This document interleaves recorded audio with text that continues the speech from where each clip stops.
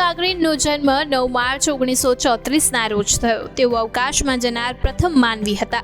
યુરી ગાગરીને 12 April 1961ના રોજ માત્ર 27 વર્ષની વયે અવકાશયાન વોલ્સ્ટાગ 1માં ઉડાન ભરી. આ સ્પેસ રેસમાં અમેરિકા પર સોવિયત રશિયા એટલે કે તત્કાલીન USSRનો વિજય થયો. યુરી ગાગરીનની પૃથ્વી પર સુરક્ષિત વાપસી એ વિજયને નિર્વિવાદિત બનાવી દીધો. ગાગરીને અવકાશમાં મોકલીને વૈજ્ઞાનિકોએ ઘણા પ્રશ્નોના જવાબ મેળવવા માંગતા હતા, જેમાં મનુષ્ય અવકાશમાં ટકી શકે છે? શું આપણે અવકાશયાન દ્વારા મુસાફરી કરી શકીએ છીએ? શું અવકાશયાન પૃથ્વી સાથે સંપર્ક અસરકારક રહેશે? શું અવકાશયાન સુરક્ષિત પાછું આવશે? જેવા પ્રશ્નોનો સમાવેશ કરવામાં આવ્યો હતો. યુરી ગાગરીનની આ યાત્રાને આ તમામ પ્રશ્નોના જવાબ આપ્યા. અવકાશમાં જતા પહેલા ગાગરીનને કદાચ કોઈ જાણતું નહીં હોય, પરંતુ તેના પરત ફર્યા બાદ ગાગરીન રશિયાનો રાષ્ટ્રીય હીરો બની ગયો, જે પછી તેને સોવિયત સંઘની ખ્યાતિ વધારવા માટે Britain, Iceland, Cuba, Brazil, Canada, Hungary અને ભારત સહિતના દેશમાં પ્રવાસ કર્યો. 27 માર્ચ 1968ના રોજ 34 વર્ષની વયે તેમનું વિમાન પરીક્ષણ ઉડાન દરમિયાન ક્રેશ થયું. આમાં ગાગરીન અને તેનો કો પાયલોટ માર્યા ગયા.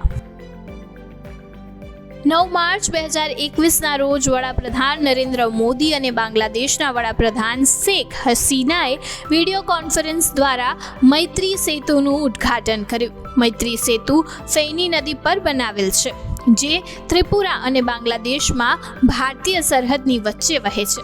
મૈત્રી સેતુ કોઈ સામાન્ય સેતુ નથી, પરંતુ ભારત અને બાંગ્લાદેશ વચ્ચે વધતા દ્વિપક્ષીય સંબંધો અને મૈત્રીપૂર્ણ સંબંધનું પ્રતીક છે.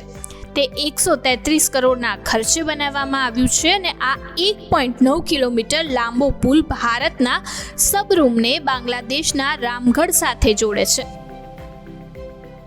તમે બાર્બી ડોલનું નામ તો સાંભળ્યું જ હશે. આજે બાર્બીનો જન્મદિવસ છે. હકીકતમાં 9 માર્ચ 1959ના રોજ બાર્બી ડોલને ન્યૂયોર્કમાં અમેરિકન ટોય ફેરમાં પ્રથમ વખત રજૂ કરવામાં આવી હતી. બ્રિટિશ મહિલા રૂથ હેડલરે પોતાની દીકરી માટે ઢીંગલી બનાવી હતી. તેને પોતાની દીકરી બાર્બરાના નામ પરથી આ ઢીંગલીનું નામ બાર્બી રાખ્યું. બાર્બી ડોલ દેખાવમાં એટલી આકર્ષક હતી કે તેને રમકડાના બિઝનેસમાં લોન્ચ કરવામાં આવી, જે બાદ બાર્બીએ રમકડાની દુનિયામાં હલચલ મચાવી દીધી. તેના લોન્ચિંગના પ્રથમ વર્ષમાં બાર્બીએ 3.5 લાખ ડોલ્સ વેચાઈ.